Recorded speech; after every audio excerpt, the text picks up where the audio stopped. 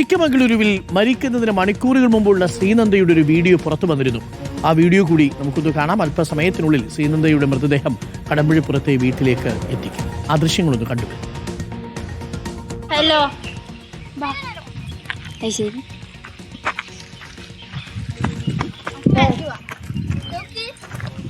അവിടെ ഇരിക്കാൻ നോക്കിയതാ.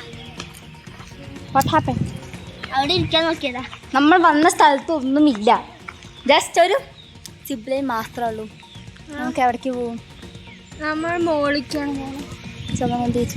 ശ്രീനന്ദയും ഹലോ ശ്രീനന്ദയുടെ അനിയനും ശ്രീനന്ദയുടെ സുഹൃത്തുമാണ് ഈ വീഡിയോയിലുള്ളത്. ഈ ഇത് വീഴുന്നതിന് കുറച്ച് മിനിറ്റുകൾക്ക് മുമ്പെടുത്ത ചിത്രമാണ്. 5 മണിക്കോ മറ്റോ ആണ് ഇത് ഷൂട്ട് ചെയ്യുന്നത്. ഇത് കഴിഞ്ഞ് കുറച്ച് സമയം കഴിയുമ്പോഴേക്കും ഈ കുട്ടിയും സഹോദരനും മുകളിലേക്ക് കയറിപ്പോകുന്നു. ആ സമയത്ത് ഈ മാണിക്യധാര വെള്ളച്ചാട്ടത്തിൻ്റെ മുകളിലുള്ള പാറക്കെട്ടിൻ്റെ അവിടെ ഈ ശ്രീനന്ദ ഇരിക്കുന്നുണ്ട്. അപ്പോൾ ശ്രീനന്ദ മുത്തച്ഛൻ്റെയൊക്കെ ഒപ്പം തിരിച്ചു കയറി വരുമെന്ന് ഈ കുട്ടിയും കരുതി. സഹോദരനും കുട്ടിയും കൂടെ മുകളിലേക്ക് കയറിപ്പോയി. ശ്രീനന്ദ പക്ഷേ അവിടെ ഇരിക്കുന്നത് ആരുടെയും കണ്ടിപ്പെട്ടില്ല.